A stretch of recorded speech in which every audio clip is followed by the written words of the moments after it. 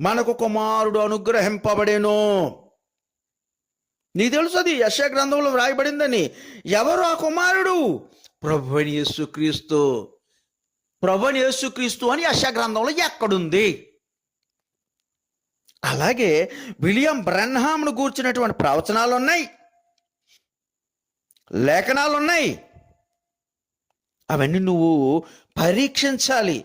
బ్రన్హాం పేరు మీరన్నట్టుగానే బ్రన్హాం అనే పేరు బైబిల్లో యెషయా గ్రంథంలో కానీ, సువార్తల్లో కానీ, ప్రకటన గ్రంథంలో కానీ వ్రాయబడితే నువ్వేమన్నా నమ్మేతావేంటి? నమ్మలేవు. ఆ బ్రన్హామే ఈ బ్రన్హాము అని మీరు నమ్ముతారా? నమ్మలేరు. దయచేసి అర్థం చేసుకోండి. సూచనలు చూడండి. మీ దినమును, మీ వర్తమానమును